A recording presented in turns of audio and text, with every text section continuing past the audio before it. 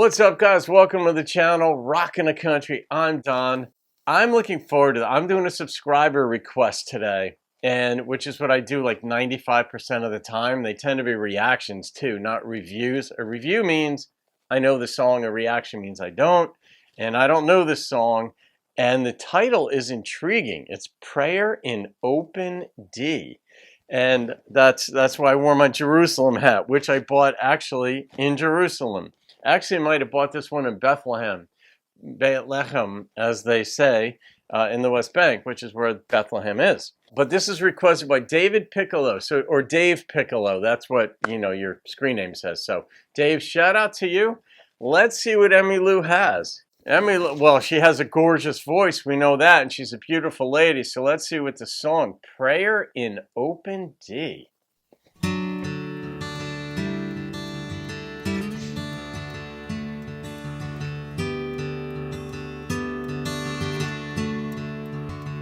Something must have gone wrong.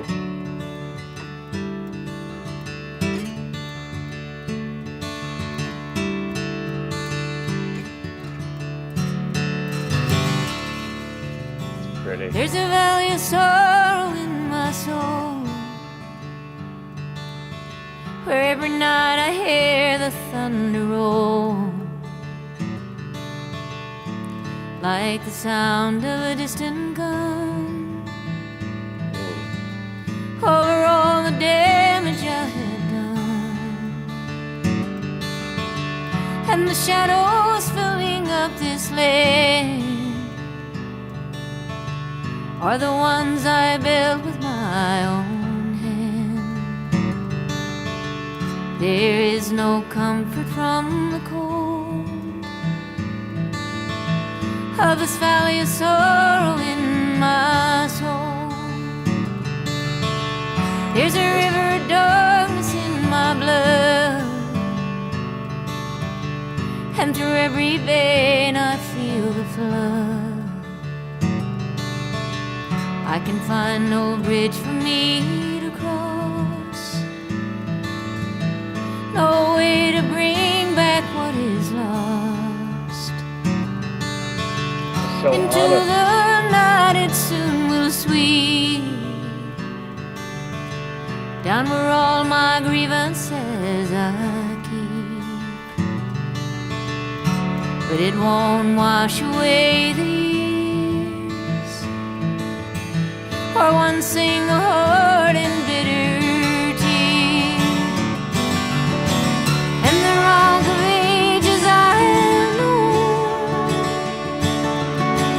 is a weariness down in the bone. I used to ride it like a rolling stone, now I just carry it alone. Pause for a second. Sometimes you got to catch your breath. This song, it just kept coming. And every song almost, on some level, consciously, subconsciously, whatever, I think, what would this song be like if I just looked at the lyrics on a piece of paper? Would those lyrics hit me?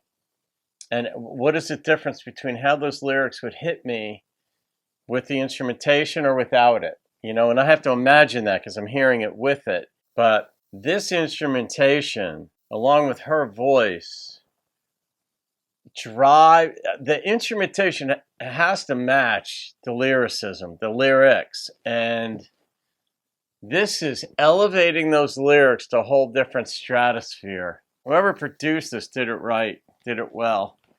But man, the honesty she's coming at us with. I can relate to this. I can relate to the time in life when I wasn't honest about the stuff that I was putting out there in the world. And then at some point, I'm like, I just want to be honest about that, and make myself a better person. Holy cow. All right, let's see where she goes with it.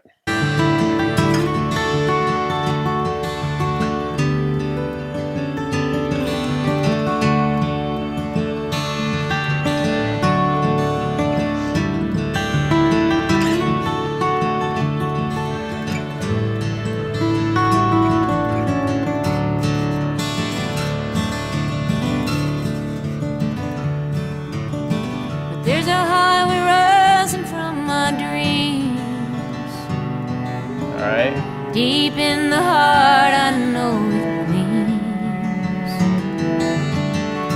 for I've seen it stretching wide, clear on across to the other side, beyond the river and the flood, and the valley where for so long I stood, with the rock of ages in my bones. Someday I know it'll lead me home.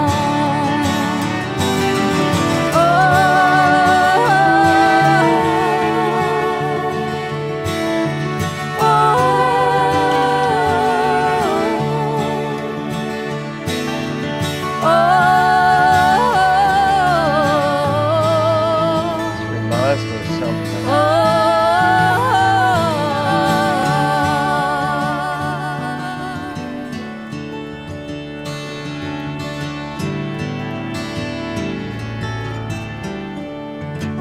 Oh.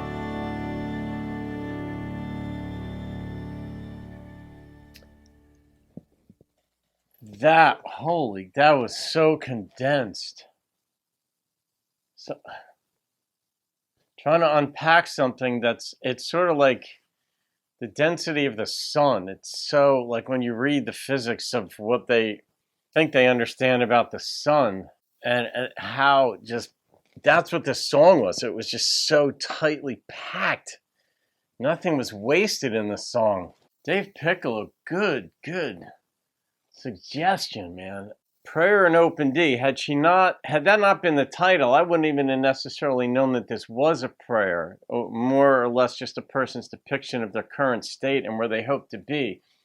The reference to the Rock of Ages was most likely a reference to Jesus in the Bible, because he's referred to as the Rock of Ages. And I'm not saying I agree or disagree. I'm just saying that is that, and that's people will make reference in their song. And then she was, there's a cross. There was like the valley deep in her soul. I mean, these are also biblical themes. And so the prayer part, it was almost like deliver me from myself.